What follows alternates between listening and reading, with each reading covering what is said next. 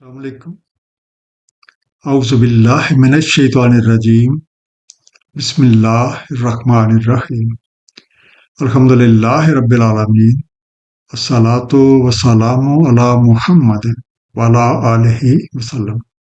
انشاءاللہ آج ہم سورہ کاف کے 8ویں رکوع کا مطالعہ کریں گے۔ اس سے پچھلے رکوع کا خاتمہ اس بات پہ ہوا تھا کہ رب کریم کے سوا دوسروں کی بندگی کرنے والوں، راہ راست سے دور رہنے والوں، رب کریم کی نشانیوں اور تنبیہات کا مذاق اڑانے والوں کو جب رب کریم کے حضور پیش کیا جاتا ہے تو انہیں کہا جاتا ہے کہ جن ہستیوں کو تم نے شریک ٹھہرا رکھا تھا ان کو بلاؤ۔ وہ آوازیں دیتے ہیں لیکن ان کے وہ شرکاء انہیں کوئی جواب نہیں دیتے۔ اس وقت یہ حقیقت ان لوگوں پہ واضح ہو جاتی ہے کہ وہ کس قدر گمراہی کا شکار تھے، اور آپ کو دیکھتے ہی انہیں یہ پختہ گمان ہو جاتا ہے کہ انہیں اپنے اعمال کی پاداش میں اسی میں جا پڑنا ہے۔ آئیے مطالعہ قرآن کا آغاز اس دعا کے ساتھ کرتے ہیں کہ اللہ تعالیٰ اپنے حبیب نبی پاک صلی اللہ علیہ وآلہ وسلم کے طفیل ہم سب کو قرآن کریم کا صحیح مفہوم عطا فرمائے۔ سورہ کاف رکوع نمبر 8، جو کہ آیات 54 سے 59 تک ہے۔ بسم اللہ الرحمن الرحیم۔ وَلَقَدْ صَرَّفْنَا فِي هَذَا الْقُرْآنِ لِلنَّاسِ مِنْ كُلِّ مَثَلٍ، اور تحقیق ہم نے تصریف کی اس قرآن میں لوگوں کے لیے ہر طرح کی مثال۔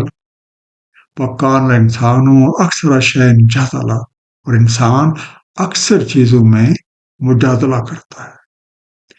رب کریم کے کلام قرآن کریم کی شان یہ ہے کہ اس میں ہر طرح کی مثالیں بار بار اور مختلف پیرائے میں بیان کی گئی ہے تاکہ کسی بھی معاملے کا ہر پہلو بالکل صاف اور واضح ہو جائے، بات اچھی طرح سے ذہن نشین ہو جائے تاکہ اس کو تسلیم کرنے اور اس پہ عمل کرنے میں کوئی جھجک نہ رہ جائے۔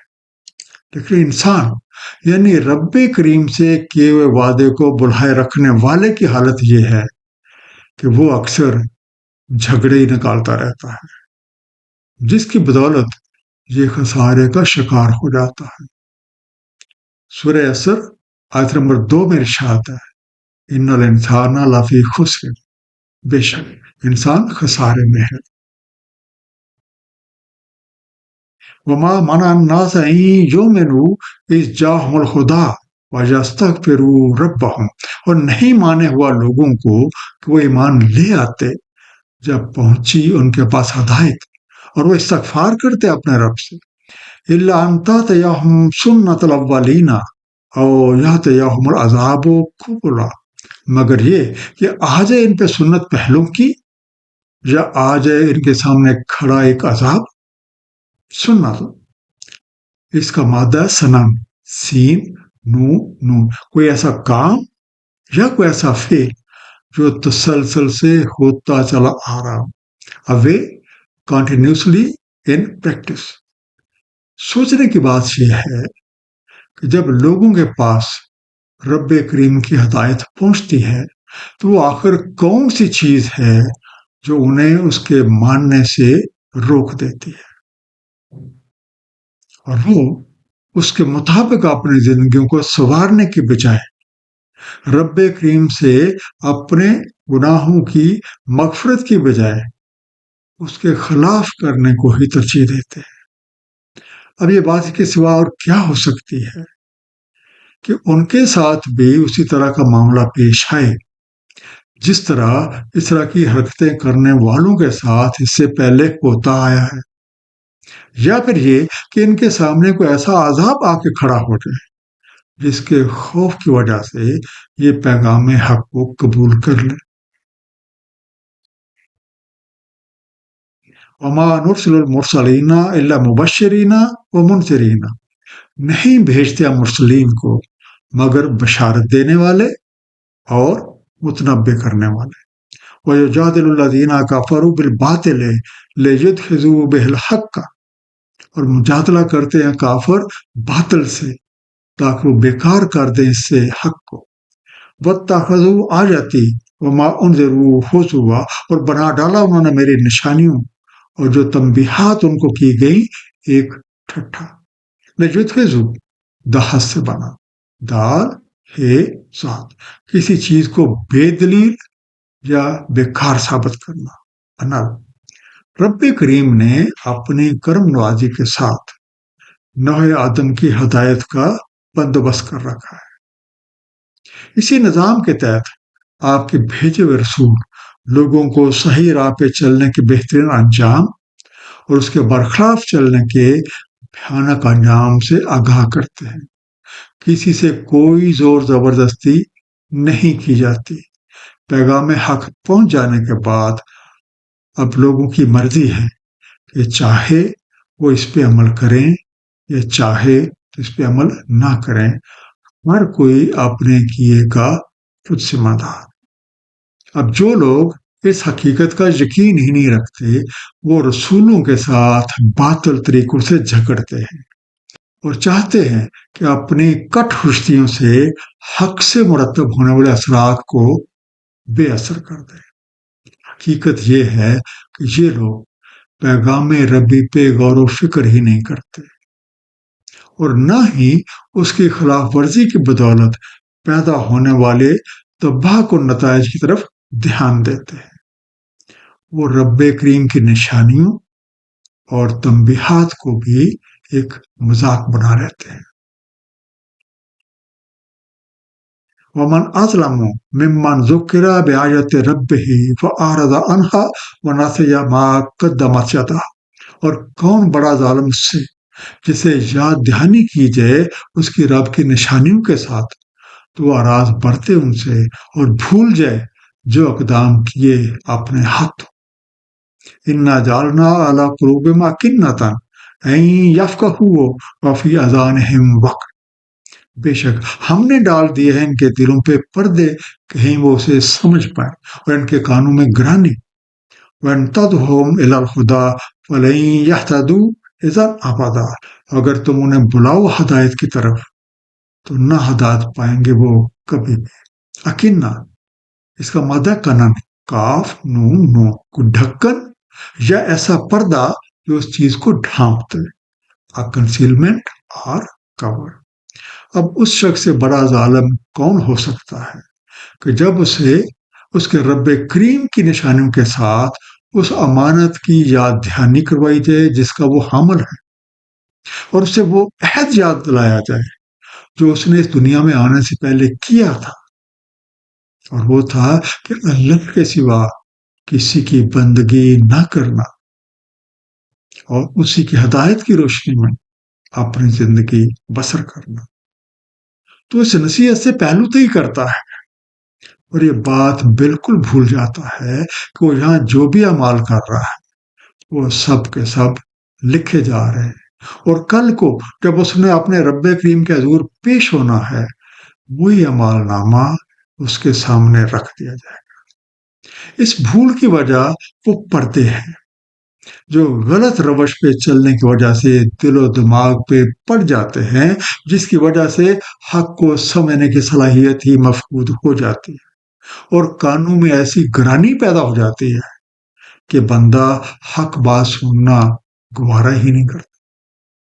اب جن لوگوں کی ایسی حالت ہو جائے آپ چاہیں انہیں کس قدر ہدایت طرف بلائیں وہ اس کی طرف نہیں آنے کے. سورہ انعام آیت نمبر 144 میں ارشاد ہے، بے شک اللہ تعالیٰ نہیں ہدایت فرماتا ظلم کرنے والے لوگوں.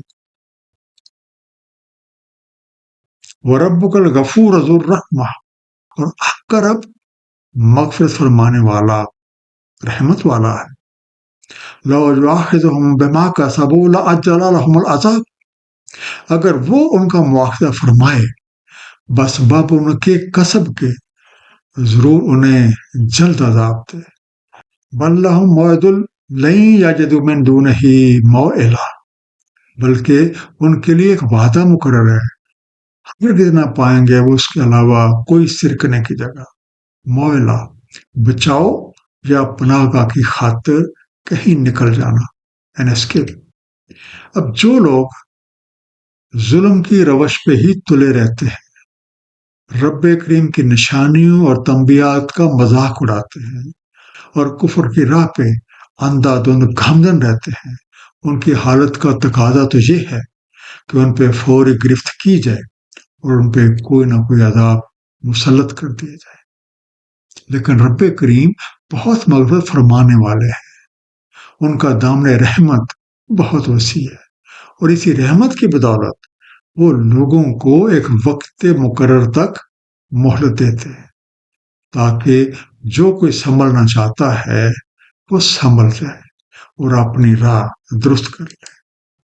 لیکن جب وہ وقت پورا ہو جاتا ہے تو پھر نافرمانوں کے لیے کہیں بھی نکل بھاگنے کی کوئی جگہ نہیں ہوتی۔ وَتِلْكَ الْقُرَىٰ أَهْلَكْنَاهُمْ لَمَّا ظَلَمُوا، یہ ہے وہ قریے جنہیں ہم نے ہلاک کیا جب وہ ظالم ہو گئے۔ وَجَعَلْنَا لِمَهْلِكِهِم مَّوْعِدًا، اور ہم نے کیا تھا ان کی ہلاکت کے لیے ایک وعدہ مقرر، موعدہ، مقرر کیا ہوا وعدہ، a promised time or place۔ یہ وہ سنت اولین ہے جس کا ذکر اسی صورت کی آیت نمبر 55 میں ہو، اور یہ وہ طریقہ کار ہے جو شروع سے اسی طرح چلا آ رہا ہے، اور اس میں کوئی تبدیلی یا تعطل واقعہ نہیں ہوتا۔ جیسا کہ سورہ احزاب آیت نمبر 62 میں ارشاد ہے، سنت اللہ تعالیٰ کی ان میں جو ہو گزرے اس سے پہلے، اور نہ پاؤ گے تم اللہ کی سنت میں کوئی تبدیلی واقع ہو۔ اس سنت کے مطابق وہ تمام بستیاں ہلاک کر دی گئیں جنہوں نے ظلم کو ہی اپنا شیوا بنائے رکھا۔ ان میں سے ہر ایک کے لیے ہلاکت کی ایک میعاد مقرر تھی، لیکن جب وہ اس مہلت کے دوران نہ سنبھلے تو عذاب نے انہیں آ لیا۔ مقام غور ہے کہ آج ہماری کیا حالت ہے۔ اگر ہم ظلم و ستم سے باز نہیں آئیں گے تو کیا ہم پہ سنت کا اطلاق نہیں ہوگا؟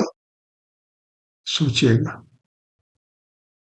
ایک مختصر خلاصہ اس رکوع کا، رب کریم اپنے نظام ہدایت کے تحت ہر قوم میں اپنے پیغمبر بھیجتے رہتے جو لوگوں کو حق کی دعوت دیتے ہیں، قانون ربی کی پاسداری کے عمدہ نتائج اور اس کی خلاف ورزی کے بھیانک انجام سے خبردار کرتے۔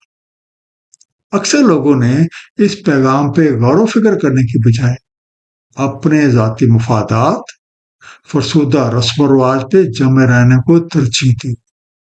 ان کی غلط روش کی وجہ سے ان کے دلوں پہ پردے اور کانوں میں بہراپن پیدا ہو گیا، جس کی وجہ سے وہ سوچنے سمجھنے کی صلاحیتوں سے محروم ہو گئے۔ جب نافرمانوں نے رائے سے منہ پھیرے رکھا اور ظلم و ستم پہ ہی کمر بستہ رہے تو ان پہ عذاب نازل کر دیا گیا۔ یہی قانون اب بھی نافذ العمل ہے۔